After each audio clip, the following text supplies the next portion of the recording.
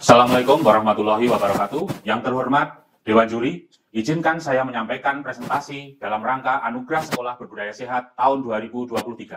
Perkenalkan, saya Priyo Nugroho, Kepala SMK Negeri Bansari, delegasi dari Kabupaten Temanggung, Provinsi Jawa Tengah.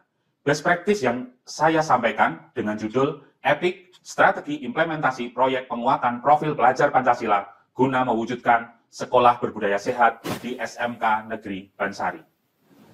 Termaktub dalam pembukaan Undang-Undang Dasar 1945, pentingnya pendidikan dalam mencerdaskan kehidupan bangsa untuk mempersiapkan SDM unggul. Dalam Undang-Undang Sistem Pendidikan Nasional Nomor 20 Tahun 2003, hal-hal terkait dengan pendidikan telah diatur dalam undang-undang tersebut. Harapannya, melalui pendidikan, peserta didik mendapatkan pengalaman nyata yang bermanfaat bagi kehidupannya, karena pendidikan yang sebenarnya adalah pelajaran yang diajarkan oleh kehidupan. Pendidikan tidak dapat berjalan tanpa adanya kurikulum, dan saat ini di setiap jenjang berlaku kurikulum merdeka. Kurikulum merdeka merupakan sebuah desain pembelajaran yang memberikan kesempatan kepada peserta didik untuk belajar dengan tenang, santai, menyenangkan, bebas tekanan, untuk menunjukkan bakat serta minat alaminya sesuai dengan kodrat dan zamannya. Merdeka belajar yang berfokus pada kebebasan dan berpikir kreatif, guna wujudkan generasi pembelajar sepanjang hayat yang berkepribadian sebagai wujud profil pelajar Pancasila melalui 6 dimensinya. Maka dari itu, melalui Kemdikbudristek, mengintegrasikan dalam struktur kurikulum yakni proyek penguatan profil pelajar Pancasila atau P5. P5 di SMK BOS mulai pada tahun ajaran 2022-2023, salah satunya melalui pembiasaan pagi bernama EPIK, yakni Ekspresi Pagi Inspirasi Kita. EPIK merupakan bentuk implementasi P5 guna mewujudkan sekolah berbudaya sehat.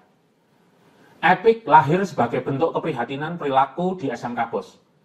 Jauh dari selamat, aman, nyaman, dan sehat.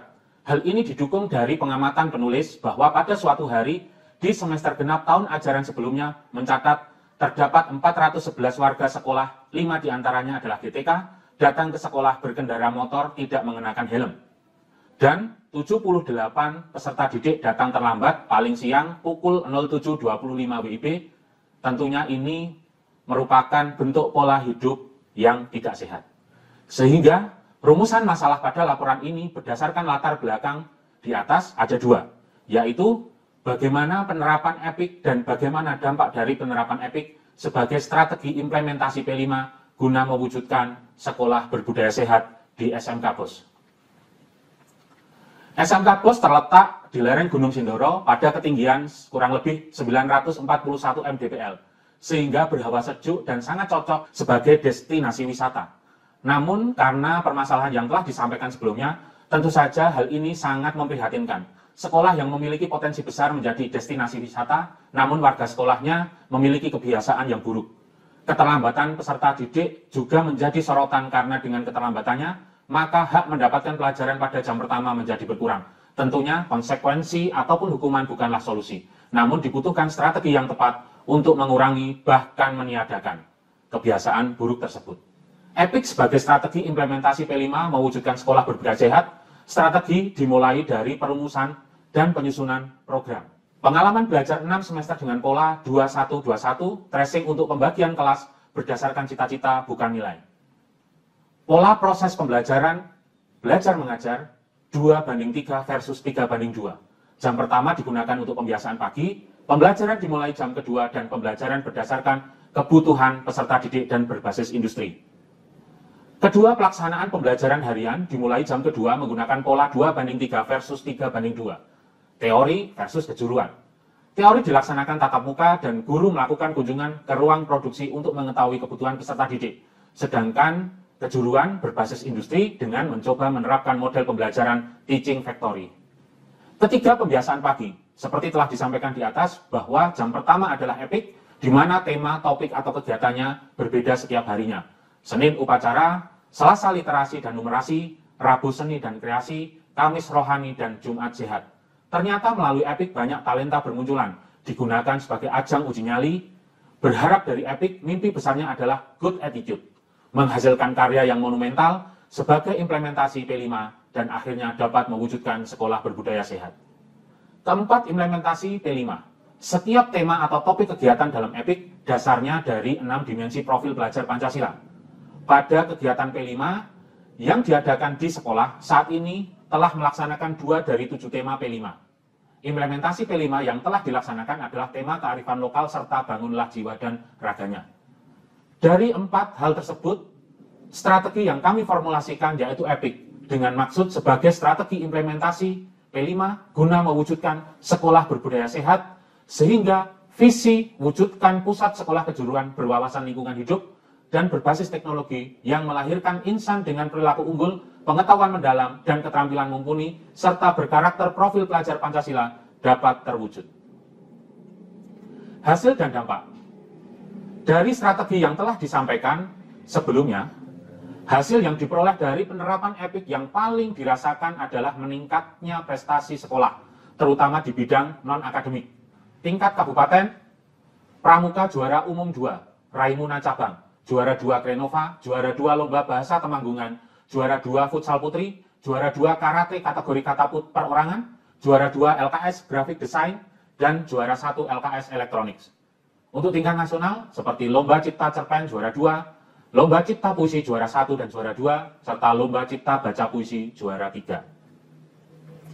Sedangkan dari strategi yang telah disampaikan sebelumnya, dampak yang cukup signifikan dirasakan diantaranya yang pertama adalah kurikulum serta lingkungan.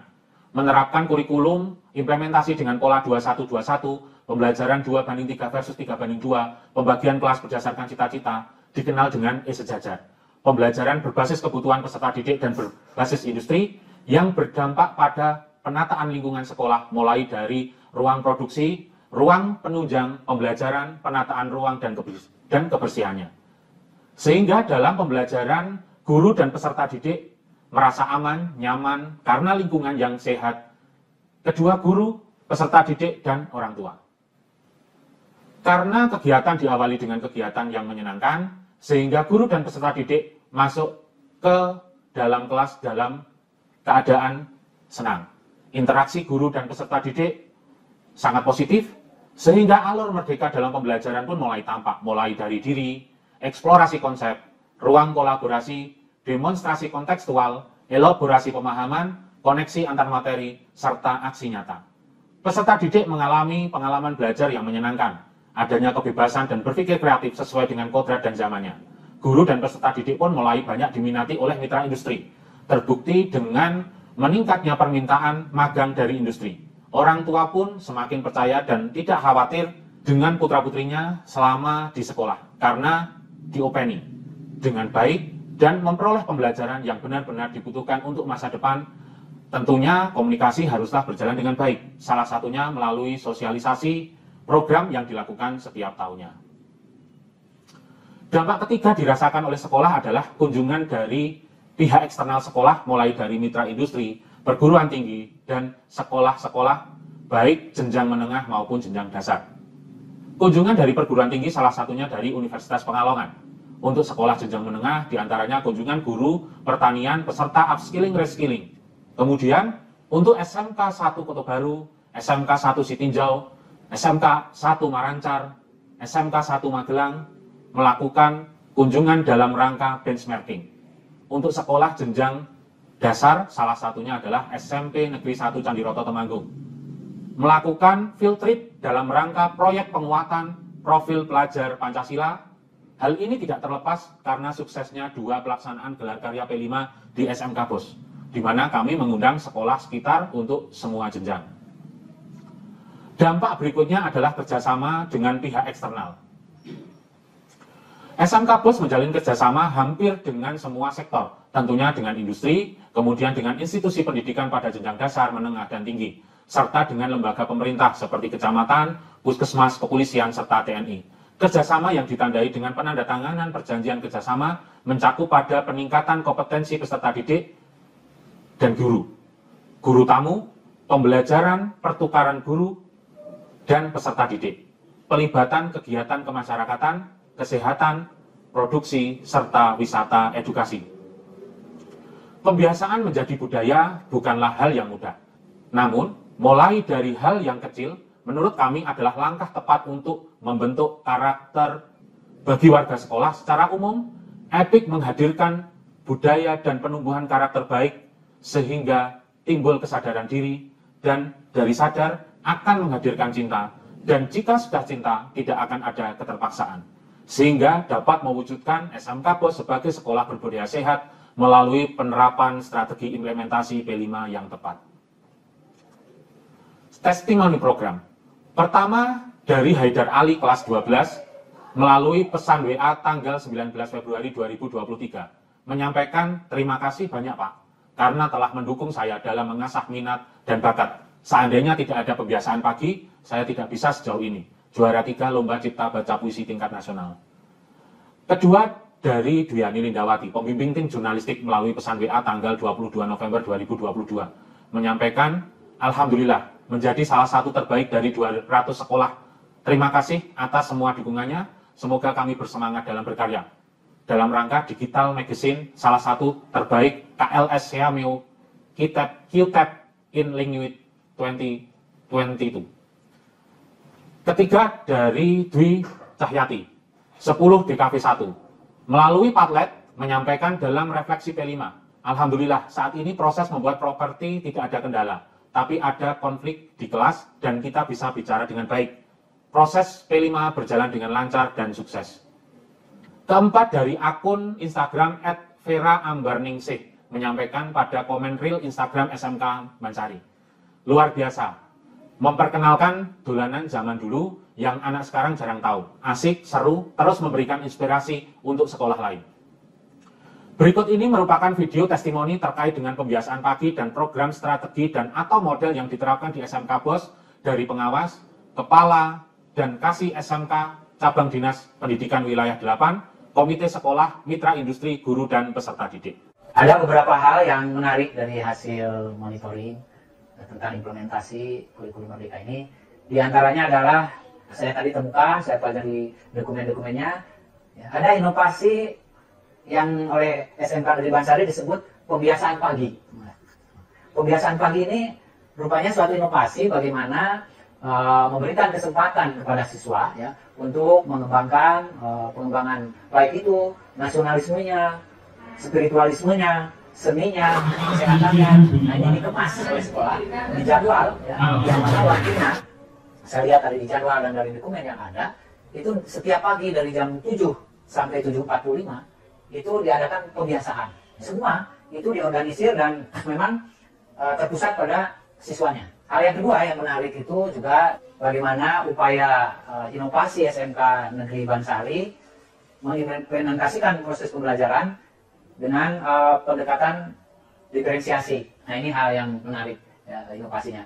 Di mana di SMK Negeri Bansari untuk pola penentuan kelas ya, untuk nilai kelas 10 ini sudah dikelompokkan ya, sesuai dengan minat atau tujuan belajar dari anak masuk ke SMK Negeri Bansari. Sangat membantu gitu ya, guru dalam menyusun bagaimana proses pembelajaran. Jadi sudah lebih diarahkan terhadap tujuan-tujuan atau minat dari siswanya. Nah, inilah satu kelebihan yang saya temukan di SMK Negeri Bansari. Selamat pada SMK Bansari, terus maju. SMK bisa hebat. Saya mendukung Bapak Priyo Nugroho karena programnya sangat keren. Humanize, wujudkan sejajar di SMK BOS. Beliau, Pak Priyo Nugroho ini mempunyai satu program yang sudah dilaksanakan di sekolahnya, yaitu berupa pembagian kelas. Itu sudah tidak lagi berdasarkan nilai penilaian, tetapi berdasarkan minat dan bakat siswa, sesuai apa yang menjadi tujuan siswa. Apakah dia akan melanjutkan studi, ataukah mau bekerja, ataupun berwirausaha. Dan itu membuat saya sangat terkesan dan sangat keren. Semoga ini bisa menginspirasi bagi kepala sekolah yang lain di dalam pelaksanaan implementasi kurikulum Merdeka, yang mana proses pembelajarannya berbasis pada siswa. Pengamatan kami sangat kreatif, inovatif, bahkan sangat menantang apa yang menjadi program-programnya. Sungguh ini menjadi tantangan tersendiri bagi SMK dan menginspirasi bagi teman-teman yang lain. Berharap Bapak Ibu Guru juga bersemangat dengan adanya program semacam ini. Kebetulan perusahaan kami ada kerjasama dengan SMK Bansari yang dipimpin oleh beliau. Dan selama proses kerjasama, beliau menunjukkan bahwa beliau adalah kepala sekolah yang bertanggung jawab, mempunyai visi dan misi untuk memajukan SMK Bansari, sehingga bisa menjadi contoh untuk SMK-SMK yang lain. Pak Priyo punya visi yang jelas untuk SMK Negeri Bansari. Beliau juga dalam mengatur strategi serta langkah-langkah untuk mencapai tujuan di visi tersebut juga selalu berkoordinasi dengan kami di tim. Beliau juga sangat terbuka, open mind terhadap masukan, termasuk ide-ide dari timnya untuk bersama-sama mewujudkan visi SMK Negeri Bansari di masa depan. Pak Priyo itu memiliki karakter yang tegas. Pak Priyo itu humble. Dengan humanis, Sejajar, kami senang, semangat, kami dukung, ini buktinya. Berikutnya adalah kendala, faktor pendukung, dan rencana tindak lanjut. Terlepas dari hasil, dampak, dan testimoni yang disampaikan sebelumnya, tentunya dalam penerapan EPIK terdapat kendala, faktor pendukung, dan rencana tindak lanjut. Kendala dan faktor pendukung. Dalam penerapannya, terdapat kendala yang dihadapi, kendala internal dari sisi penulis, yakni masih lemahnya pelaksanaan controlling, masih mendelegasikan tim, sehingga data yang digunakan bukan data real langsung hasil controlling penulis, namun merupakan data laporan dari tim. Di sisi yang lain, terdapat GTK dan peserta didik masih berada di zona yang nyaman. Tidak semua kegiatan semuanya dapat dialokasikan anggarannya. Sarana dan prasarana masih terfokus pada pembelajaran dan kebutuhan prioritas, belum masuk ke penunjang. Terlepas dari kendala yang muncul, pencapaian tidak terlepas dari dukungan. Dukungan internal terdapat tim manajemen yang solid, sehingga memunculkan program yang nyata, operasional, dan tepat sasaran. Mayoritas warga sekolah sangat antusias dengan program sekolah, dibandingkan dengan yang minoritas. Dari eksternal, orang tua, komite, pengawas, cabang dinas, dan mitra sekolah sangat mendukung dari sisi manapun. Kemudian rencana dan tindak lanjut. Kedepan, EPIK tidak hanya sebatas untuk satu program saja, namun dapat dikembangkan untuk unit kerja lainnya, bukan hanya kesiswaan dan kurikulum saja, serta dapat dipadukan dengan strategi atau model lainnya. Sebagai contoh, EPIK saat ini berpadu dengan Humanize dan E-Sejajar. Pelaksanaan hal tersebut di atas berupa fokus group discussion dan workshop program sekolah. Simpulan dari laporan ini ada dua. Yang pertama, penerapan EPIK sebagai implementasi P5 guna mewujudkan sekolah berbudaya sehat di SMK BOS dimulai dari penyusunan program, pelaksanaan pembelajaran, pembiasaan pagi bernama EPIK dan bermuara pada implementasi P5. Kedua, EPIK berhasil meningkatkan prestasi sekolah sehingga berdampak pada perkembangan dan kemajuan sekolah serta berdampak pada kurikulum, guru, peserta didik, orang tua, lingkungan sekolah, kunjungan ke sekolah dan kerjasama sekolah dengan pihak eksternal. Dari dampak tersebut, melalui penerapan EPIK, benar-benar SMK BOS menjadi sekolah yang berbudaya sehat. Upaya mewujudkan sekolah berbudaya sehat bukan hanya berada di pundak Dinas Kesehatan atau pemerintah saja. Dengan adanya EPIK, diharapkan sekolah pada semua jenjang perlu meningkatkan keterlibatannya guna mewujudkan satuan pendidikan yang berbudaya sehat. Pendidik dalam hal ini guru, menyajikan pembelajaran yang menarik dan mengintegrasikan dengan nilai-nilai karakter profil pelajar Pancasila. Para siswa hendaknya memiliki kesadaran untuk menjadi generasi emas yang tangguh dan berkarakter profil pelajar Pancasila, serta dapat menjadi agen perubahan. Dengan penerapan EPIK, insya Allah SMK BOS akan jump to the future with new habit and culture. Kami berusaha wujudkan visi dengan pembiasaan dan budaya baru yang sedang kami kembangkan. Diseminasi atau penyampaian hasil program kegiatan EPIK dilakukan pada setiap kesempatan yang melibatkan unsur-unsur warga sekolah. Pertama, kepada peserta didik, kepala sekolah, tim manajemen, wali kelas, jika terdapat waktu khusus bertemu dengan peserta didik, guna diskusi, sosialisasi, perwalian, ataupun kegiatan lainnya. Kedua, kepada GTK pada saat rakor merupakan salah satu waktu yang tepat. Ketiga, orang tua. Pada saat rapat pleno komite merupakan upaya diseminasi sekolah kepada orang tua, supaya orang tua mengetahui perkembangan serta kemajuan sekolah. Keempat, pada forum MKKS, digunakan sebagai ajang diskusi maupun berbagi dengan SMK lain dalam satu kabupaten.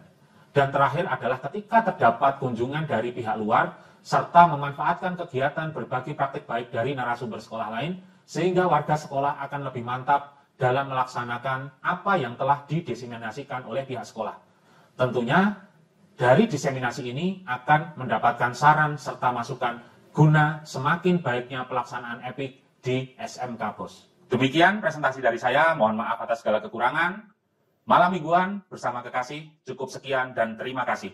Wassalamualaikum warahmatullahi wabarakatuh.